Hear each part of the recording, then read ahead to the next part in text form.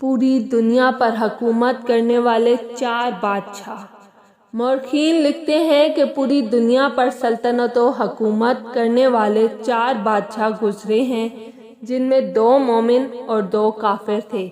مومن حضرت سلیمان علیہ السلام اور ذوالقرنین، جبکہ کافر نمرود اور بخت نصر تھے۔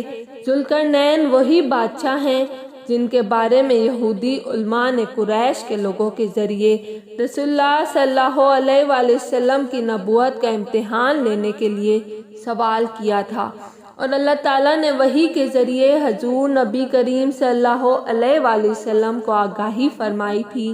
چنانچہ سورہ کہف کی آیات 83 سے 98 تک میں اللہ تعالیٰ نے ذوالقرنین کا واقعہ بیان فرمایا۔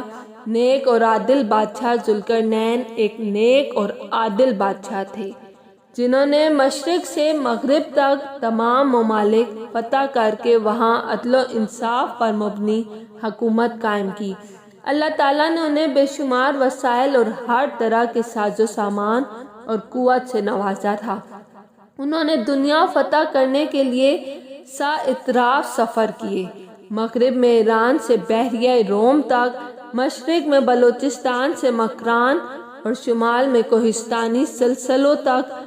ایک سفر کے دوران اس نیک دل بادشاہ نے لوگوں کی شکایت پر 2 پہاڑوں کے درمیانی دروں کو ایک بلند و بالا موٹی آہنی دیوار کے ذریعے بند کر دیا، جس سے اس علاقے کے لوگ بدیت و بدشکل یاجوج و ماجوج کے تاخت و تاراج سے محفوظ ہو گئے۔ ذوالقرنین کون تھے؟ کس زمانے میں تھے؟ نبی تھے یا ولی؟ ان باتوں کی تفصیل نہ قرآن مجید میں موجود ہے اور نہ ہی احادیث مبارکہ میں۔ اس حوالے سے دنیاوی کتب میں جو تفصیلات موجود ہیں وہ سب تاریخی روایات کا مجموعہ ہے، اسی لیے ان میں مختلف اقوال و آراء ہیں جو ایک کہانی سے زیادہ حیثیت نہیں رکھتی، اور ان کی صحت سے متعلق و سوق سے کوئی بات نہیں کہی جا سکتی۔ تاہم اس مضمون میں قارئین کی آگاہی کے لیے ذوالقرنین کے حوالے سے معروف علماء کرام کی مستند تفاسیر میں بیان کیے گئے واقعات پیش کیے جا رہے ہیں۔ ذوالقرنین کے مختلف معنی ہیں: سینگ، گیسو، سورج کی شعاع اور زمانہ دراز وغیرہ، جبکہ ذوالقرنین کے لفظی معنی 2 سینگوں والا کے نام ہیں۔ اس نام کی اصل وجہ کیا تھی؟ اس حوالے سے مختلف آراء ہیں۔ کیا ان کے سر پر 2 سینگ تھے، یا انہوں نے مغرب و مشرق فتح کر کے اور دنیا کے دونوں کناروں پر پہنچ کر سورج کی کرن یعنی اس کی شعاعوں کا مشاہدہ کیا، اس لیے انہیں ذوالقرنین کہا گیا؟ بعض نے لکھا کہ ان کے گیسو دراز تھے اور وہ انہیں 2 چوٹیوں میں باندھ لیتے تھے۔ بعض کے نزدیک ان کے سر پر دونوں جانب چوٹ کے نشان تھے، اور کچھ نے لکھا کہ وہ جو تاج سر پر پہنتے تھے اس پر 2 سینگ بنے ہوئے تھے۔ قدیم روایات میں ذوالقرنین کے بارے میں ایسی معلومات بھی ملتی ہیں کہ ابتدائی عمر میں وہ ایک چھوٹی سی مملکت کے شہزادے تھے۔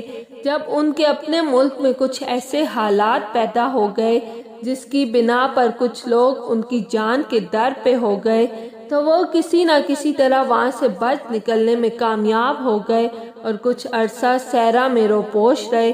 روپوشی کے اس دور میں ان کے پاس کسی نبی کی تعلیمات پہنچی۔ یہ بھی ممکن ہے کہ زرتشت ہی اللہ کے نبی ہوں اور انہی کی تعلیمات سے انہوں نے استفادہ کیا ہو۔ بہرحال قرآن کریم نے ذوالقرنین کا جو کردار پیش کیا ہے وہ ایک نیک اور صالح بندے مومن کا ہے۔ دنیا میں ذوالقرنین نام کے کئی لوگ مشہور ہوئے اور ہر زمانے کے ذوالقرنین کا لقب سکندر تھا۔ حضرت مسیح علیہ السلام کی پیدائش سے تقریباً 300 سال پہلے ایک بادشاہ سکندر اعظم کے نام سے مشہور تھا، جسے یونانی، رومی اور مقدونی وغیرہ کے لقب سے یاد کیا جاتا ہے۔ اس بادشاہ کا وزیر اور استاد ارسطو تھا۔ سکندر اعظم 20 سال کی عمر میں مقدونیہ کا بادشاہ بنا۔ 23 سال کی عمر میں مقدونیہ سے نکلا اور پورے یونان کو فتح کرتا ہوا ترکیہ میں داخل ہو گیا۔ پھر ایران میں دارا کو شکست دے کر شام پہنچا، وہاں سے یروشلم اور بابل کو رونتا ہوا مصر جا پہنچا۔